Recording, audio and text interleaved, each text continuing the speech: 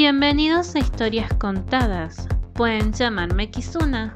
Hoy les narraré el siguiente capítulo de Damas de la Oscuridad, Caballeros de la Luz, escrito por Octubre de Babilonia, o sea, yo. Capítulo 9. La mancha que corroe. Luego de 3 días de incansable búsqueda, el Caballero de la Luz Tecnópata pudo contactar, junto con un colega suyo, el paradero del Caballero Emisario de la Séptima Dimensión, para solucionar el conflicto que tenían con el Arcontesino, que estaba haciendo de las suyas, poniendo patas arriba a varios planetas con el único fin de engendrar más descendencia. Mediante un punto neutral entre la dimensión vecina, concretaron una reunión. El portal lineal 534 estaba albergando a 4 individuos que aguardaban la llegada del capitán Wanga. Un sitio lleno de luces, que se asemejaba a un desierto de dunas, marrones, tierra agrietada sin serlo. Una tenue iluminación, donde el día y la noche no parecían ser necesarias. El sonido de una cascada era lo único que se escuchaba en el lugar, pero no había tal cosa, puesto era el traspaso o túnel entre un umbral a otro umbral. Es decir, el pasillo luego de ingresar, y del otro lado se podría adivinar una posible salida de aquella zona. Ahí se iban a encontrar para evitar intereses creados entre las organizaciones de ambas dimensiones. Los tecnópata estaban sentados en el suelo conversando. Durante el tiempo de espera, la Dama de la Oscuridad Neora miraba a Dridet Kalisa, que parecía hablar consigo mismo mientras murmuraba algo entre dientes. ¿Qué tanto vociferáis, Dridet Kalisa?, indaga Neora, intentando saber qué planeaba su nuevo aliado. ¿Cómo hacer para derrotar algo que no sabemos cómo hacer? Absorberá la luz como la oscuridad, o destruirá la oscuridad con su luz. Se me hace tan extraño de imaginar. Antiguamente, en la era de la oscuridad, la luz era de unos pocos habitantes, o seres amados angelicales. Comenta Limche. ¡Qué involucionados!, dice Neora, no a gusto de oír esa época. Pero eran los únicos con luz. Menos mal que evolucionamos todos a lo que nos correspondía. Lástima que la tercera dimensión quedase en el peldaño tercero, anclada en la miseria repetitiva. Eso se podría haber evitado, de no ser por la decisión del Consejo Universal de nuestro universo, agrega el otro tecnópata de apellido Liguanag. Nada se puede hacer, por el momento, mencionaría el capitán Wanga.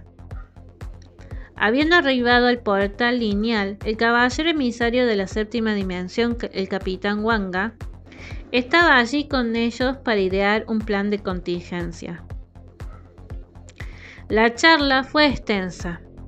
El tiempo transcurrido no era determinado por ninguna ley natural, dado que en ese lugar no fluía tal conceptualización temporal.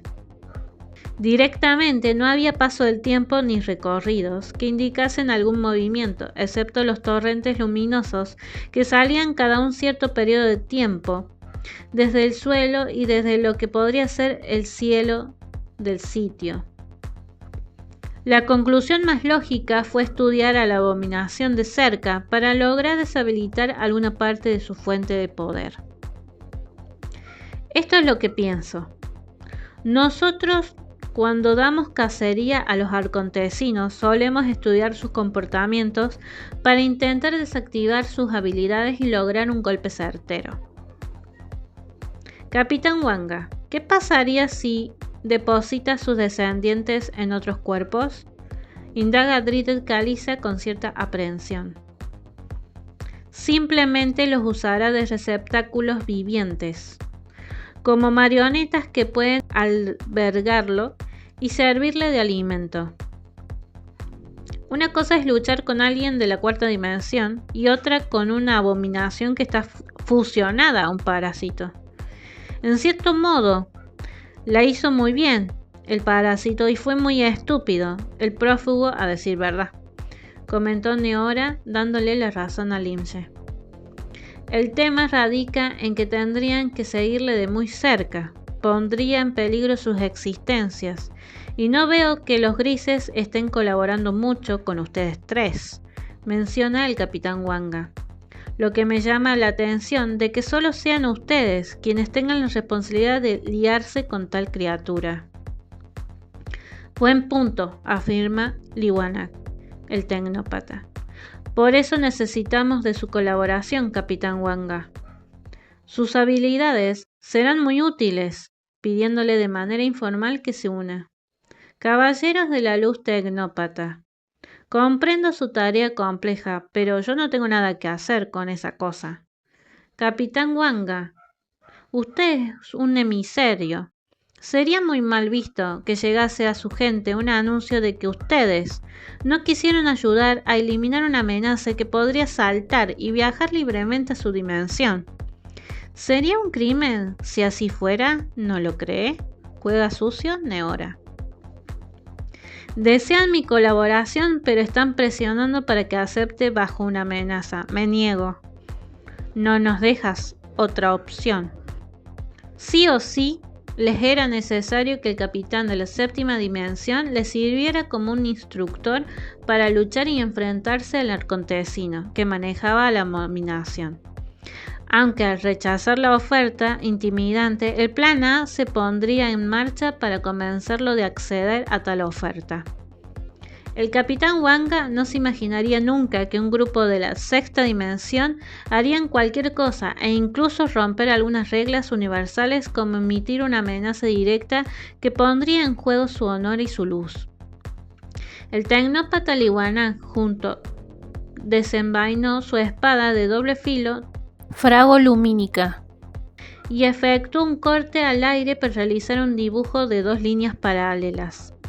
Al principio, el hombre de la séptima dimensión subestimó tal accionar elevando una ceja, pero pronto su cinismo sería enviado a un punto donde quiso moverse y una barrera psíquica lo estaba aprisionando tanto desde atrás como desde adelante. Dicha barrera era invisible a la vista y era manejada por el trazo dibujado que Liwanak había realizado. ¿Sigue negándose? Lo aplastaré hasta que sus huesos comiencen a quebrarse uno por uno, mencionó el tecnópata Liwanak con un tono intimidante. Esto no va a hacerme el mínimo de daño. ¿Y si lo como vivo?, dijo una voz extraña que salió de un portal legal. Había llegado un gris con una cadena oxidada, es decir, un rango superior entre los guardianes de la realeza, custodios y guardaespaldas, en escena. El gris estaba cubierto de pies a cabeza con una túnica grisácea que le tapaba sus pasos, sus manos y todo su gran alargado cuerpo. Con voz robótica, el gris se acercó hasta el emisario de la séptima dimensión colocándosele al lado. El tamaño de ambos seres eran muy diferentes. Mientras que el capitán Wanga rondaba el 1,90 m de alto, con un promedio casi medio para su dimensión, el gris medía casi el doble de alto y largo proporcionalmente, pero que simplemente la mitad del cuerpo del gris estaba como agachado. El resto se quedó quieto. No habían mencionado nada sobre su reunión secreta con el emisario de la séptima dimensión, lo cual hacía sospechar la repentina aparición de aquel ser. No le temo a los retos, ni a las posibles guerras por romper el tratado que tenemos, respondió Wanga valientemente. Si usted así lo prefiere... ¡Alto! ¡Lo necesitamos vivo!, gritó Neora corriendo hacia ellos. Dama de la oscuridad Neora, es un placer volver a verle. Habéis dejado de ir a clases de etiqueta, mencionó el gris con su voz electrónica peculiar. Chixi, gris de asuntos reales, sorprendida y algo extrañada por tal peculiar aparición. ¿La gris Chixi de la realeza de etiqueta? Todos los caballeros hicieron la pregunta, incluido el capitán de la séptima dimensión.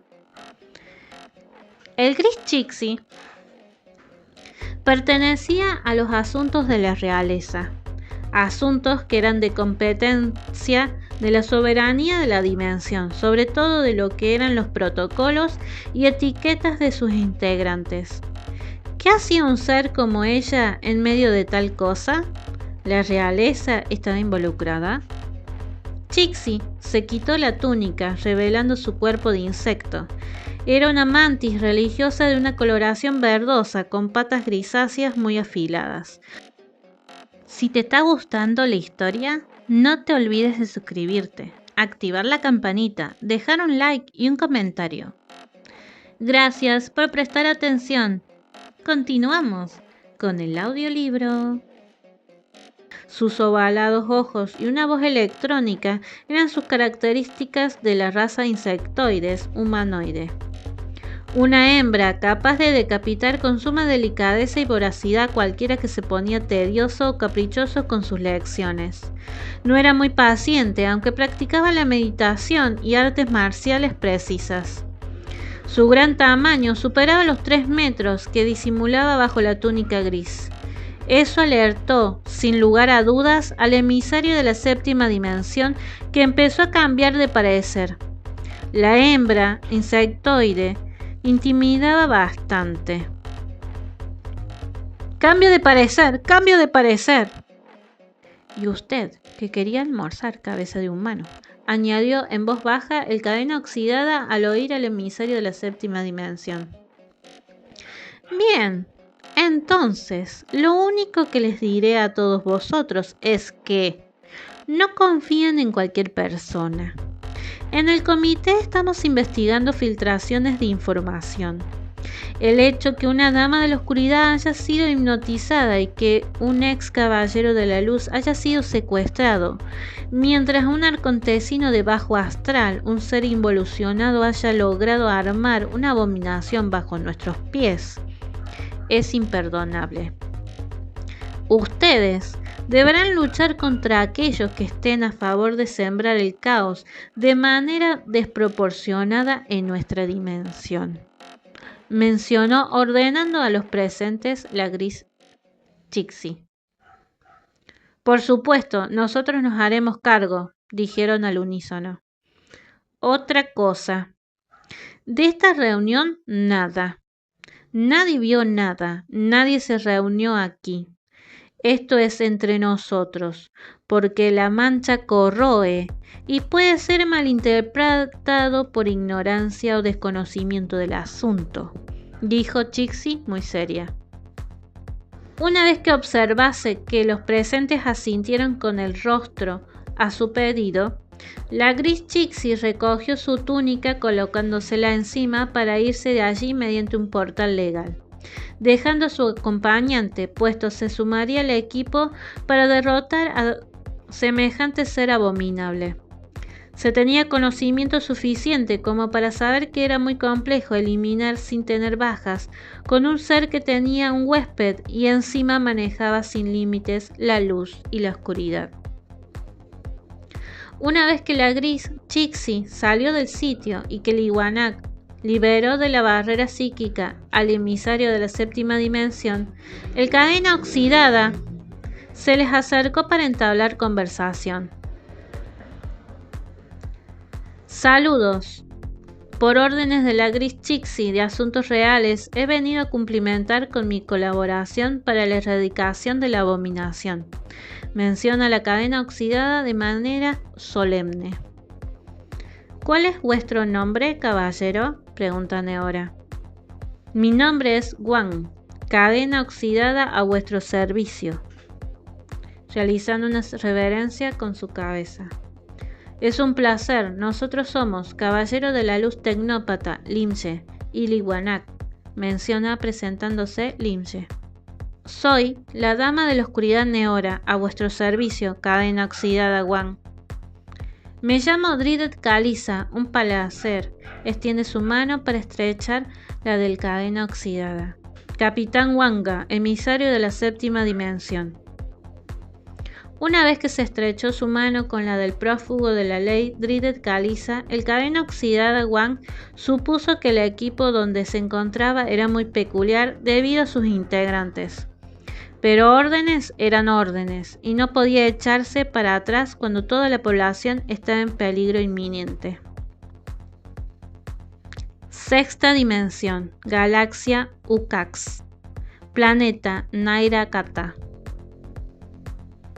Se podría decir que cada galaxia que poseía la sexta dimensión era un tesoro donde recorrer en búsqueda de posibles descendientes para su dominancia. Sin embargo, no todo era tan sencillo. Los grises empezaron a dar caza sin compasión a la famosa abominación que se encontraba devorando personas y escupiéndolas por su escasa energía, dado que el parásito solo necesitaba 3 pautas: resentimiento, debilidad e inseguridad. Otros sentimientos no le eran suficientes para completar su gula ambiciosa de hambre bolas. Debía lidiar con caballeros de la luz que luchaban y perdían ante su hermoso cuerpo abominable. El arcontesino estaba muy a gusto de poder tener una comida así de fuerte. Al fin podía hacer sus fechorías sin que nadie le moleste e interfiera. Sin embargo, cuando había encontrado un nuevo recipiente para un próspero nieto, aparecieron las mascotas de los grises a meterse en medio. Un poco más, ahí lo tienen, es un infante, pero será un hermoso nieto. Sí, padre, mencionan hipnotizados. Luego de haber masacrado a un grupo de personas en un shopping, es decir, un centro comercial cerrado, empezaron a movilizarse en un niño pequeño, de edad que lloraba desconsoladamente por sus ataduras desmembradas en el suelo, cuando aparece un torbellino de viento, alejando y resguardando al infante de la pareja. Molestos quedan, porque cuando van a investigar los rodean unos grises y las mascotas del comité. Arone había logrado llevarse el niño para ponerlo a salvo bajo la custodia de los cadenas de la zona. Nemot era otra mascota que lideraba a unos grises menores, junto con un humanoide de 3 metros que estaba cubierto con una túnica de color grisácea de pies a cabeza. Él era uno de los grises que comandaba las oficinas departamentales del planeta Oxin-Soroma, de la constelación Soroma. Aquel ser dijo en voz penetrante: «Hasta aquí habéis llegado, Valgus Lumière, abominación». «¿Y usted quién es?», indagaría sin ningún interés real. «Ante ustedes soy un gris más», dijo con el mismo tono penetrante. «Ese gris se llama Gure», responde la dama de la oscuridad Saruna. «El famoso Gure, el gris humanoide del planeta Oxin-Soroma. Matadlo y tendremos comida por un mes, hijos queridos». «Estáis muy confiados, pero se nota su desesperación», añade Nemot mirándoles. Ese comentario alentó a que Saruna sacase su metralleta, sintiéndose de algún modo débil ante la mascota Nemot, quien en alguna oportunidad ella admiró, dado que se lo conocía por ser el caballero de la luz más fuerte de todos, pero que había tomado la decisión de convertirse en un lazarillo del comité.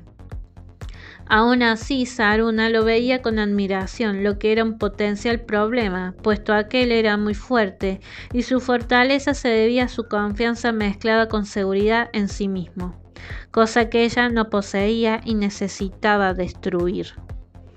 El gris Gure, al escuchar las palabras del arcontensino, sonrió de lado sin que se le notase por su vestimenta.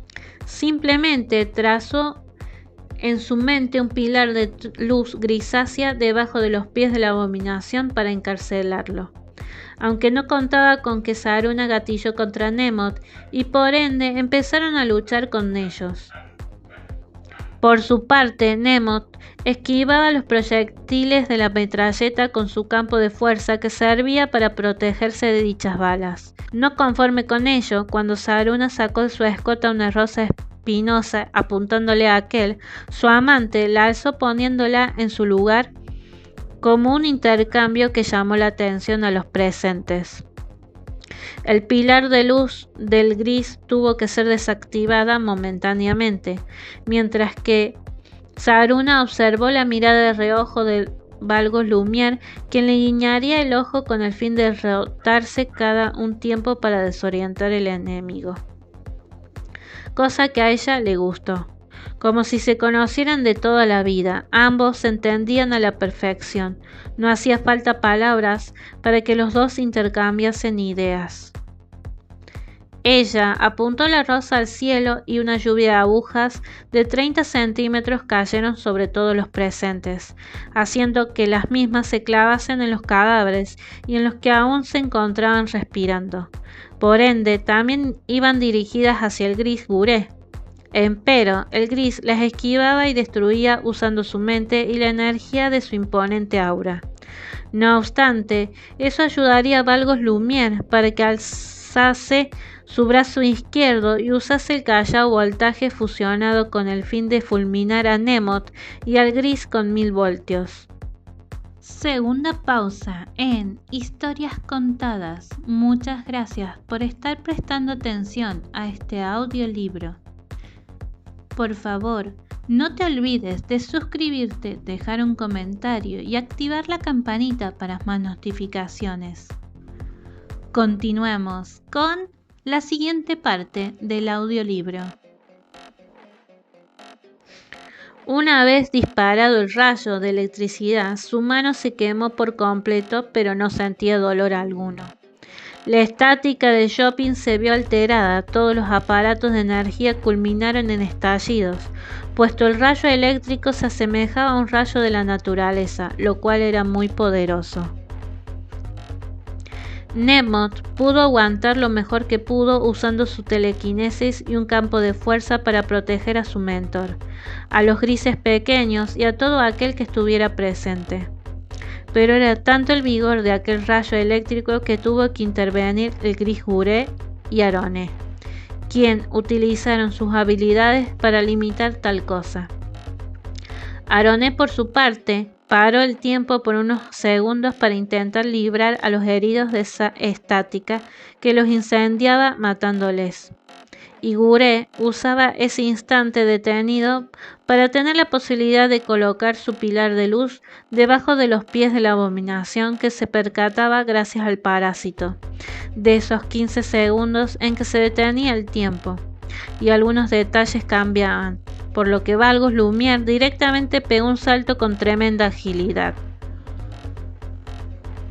Frenando con su mano derecha a Aroné, puesto la había agarrado del rostro y pretendía romperle la cara. Pero seguía sucediendo aquello de que todo se ponía lento por 15 segundos entre un periodo corto de 30 segundos, que corría el tiempo con total normalidad. Entonces se decidió a empujarla hacia el piso sin soltarla, para que deje de usar la cronoquinesis, dando como resultado que Arone cesase, lo cual sucedió de manera sorpresiva. Nemot, al ver esto, lanzó una mesa usando su telequinesis contra la abominación para que dejase a su colega. La mesa cayó, pero no le hizo ningún daño ni se inmutó. Eres la mascota de los grises. Deberías ladrar o menear la cola, pero no puedes respirar si te rompo el rostro con mi mano, dijo Valgos Lumière sin ser comandado por su parásito. ¡Púdrete! ¡Coria! Logró mencionar a Aroné con su cabeza contra el piso. ¡Déjala!, gritó Nemot para lanzarle todo tipo de objeto contundente. El gris Gure aprovechó tal distracción para establecer su pilar lumínico debajo de los pies de la abominación, activándolo sin compasión por su mascota, quien, a pesar de trabajar con los grises, aún permanecía siendo de la oscuridad, lo cual iba a causarle severo daño tal potencia de luz fotónica. Gure sonrió debajo de su túnica mientras observaba cómo se alzó su pilar de luz hacia arriba, atrapando tanto parte del cuerpo de la abominación como el cuerpo de la ex dama de la oscuridad, Arone. El torrente luminoso pronto se tornaría de color platino, símil al grisáceo de su túnica. Era tan opulento poder que ambos empezaron a gritar de dolor. Entretanto, la luz carcomía sus cuerpos. Todos los que aún presenciaban lo sucedido se quedaron extasiados por el espectáculo que estaban viendo. Rara vez los grises actuaban personalmente, a menos que sea para enjuiciar. Ellos no solían participar de los eventos de encarcelamiento como lo hacían los caballeros de la luz, o de aniquilamiento como lo hacían los cadenas oxidadas, o de aplicación de la ley local que era llevado a cabo por los cadenas. Ellos, por lo general, estaban en departamentales o sedes, en cuestiones más de tipo oficinista, política, economía y asuntos de etiqueta real. ¡Señor!, gritó implorando Nemoth, al ver que Arone empezaba a quemarse en tercer grado. Puedo verlo. Un sacrificio necesario. No se preocupe, mascota. La sacaré cuando la abominación la suelte. Mientras la siga tocando, la mancha corroe y ella permanece sucia, dijo Gure, muy sereno. Así era cuando la mancha que corroe. Era una usanza antigua de los primeros en sobrevivir a la evolución de la dimensión cuando alcanzaron el sexto peldaño. Las personas corrompidas eran muy visibles, denominadas abominaciones involutivas de bajo astral, tocaban a las personas equilibradas y una mancha aparecía en sus almas e incluso cuerpos que los cubrían sin poder quitársela, lo que también les corroía hasta el punto de dejar a sus víctimas llenas de tristeza, miedos y odios irracionales. Lo mejor para esos casos extremos eran los pilares de luz. Esos monumentos colosales de luz fotónica cuántica permitían una limpieza abrumadora pero liberadora.